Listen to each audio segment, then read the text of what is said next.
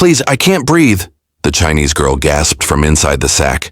And when he lifted it, his heart froze so hard he thought it would split his ribs. The night wind scraped across the prairie like a blade, rattling the loose boards of the freight shed. Dust bit his eyes as he knelt, fingers shaking, and tore at the knot. He had expected grain or a dead coyote or nothing at all. Not eyes.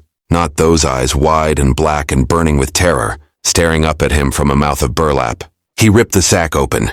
The girl spilled out, coughing, clawing at the dirt, sucking air like a drowning swimmer hauled onto shore. Her hair was matted with sweat and blood. A rope burn circled her wrists. She could not have been more than 16.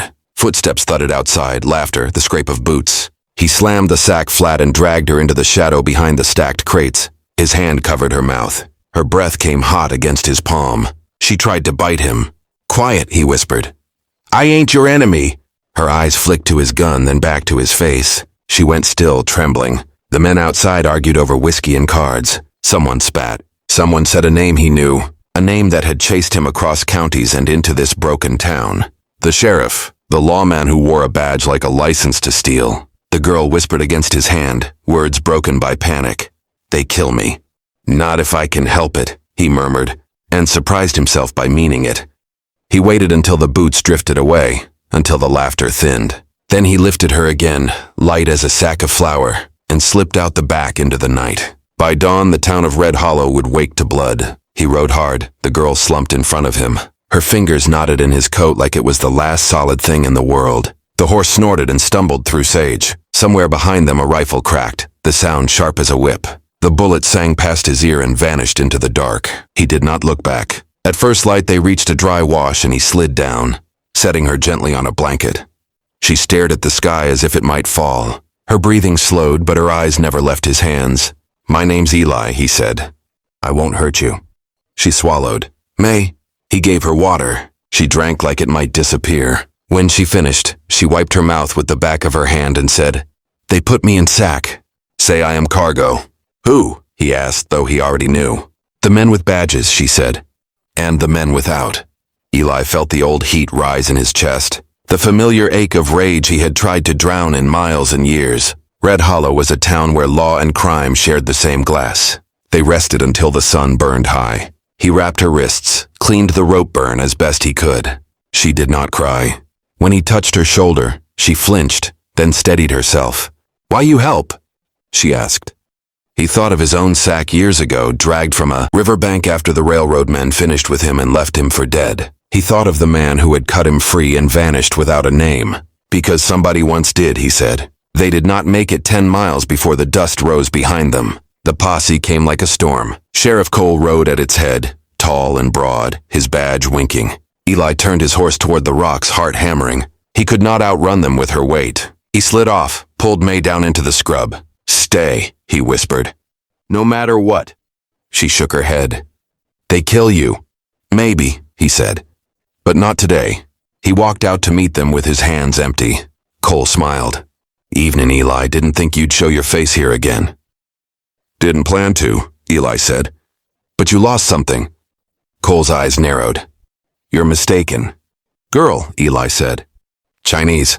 You had her in a sack." Laughter rippled through the men. One of them spat. "Ain't a person," he said. "It's property." Eli's jaw tightened. "She's breathing," he said. "That's enough for me." Cole's smile died. "You always were a problem," he said, and drew. The world narrowed to noise and smoke. Eli dove his shots toward the air. He fired back, counting, moving, using the rocks like old friends. Men screamed, horses reared. He did not see May until she was beside him, clutching a fallen rifle with white knuckles, her face set like stone. "No," he hissed. She fired. The bullet took a man in the throat. Blood sprayed like a red banner. The posse broke. Cole wheeled his horse and ran. Silence fell thick and stunned. Eli stared at May. She stared at the rifle as if it might bite her. "They come again," she said. "Yes," he said. "They will." They did not wait. They rode until the land flattened and the sky opened wide. By nightfall, they reached an abandoned homestead, its roof sagging, its door hanging by one hinge. Eli barred it and built a fire small enough to hide. May sat with her back to the wall, knees drawn up. She watched him with the same sharp attention she had given the rifle. "They kill my father," she said suddenly. "In California." He work railroad. Ask for pay. They beat him. They say accident. Eli fed the fire. I'm sorry. They sell me, she said. Men with papers. Men with guns. Eli closed his eyes. The fire popped. I will not go back, she said, her voice steady. I die first. He looked at her then, really looked. At the set of her jaw, the burn of will behind her fear. You won't, he said. I swear it. At dawn they were surrounded. Cole had brought more men, ranchers, deputies. The kind who smiled while they tightened ropes. Cole called out, come on, Eli, don't make this harder. Eli checked his ammunition. Not enough. Mee stood, her hands empty. She stepped into the doorway before he could stop her. I am here, she said. I breathe. You say I am nothing, but I breathe. I speak. You hear me now. A rock flew. It struck her shoulder.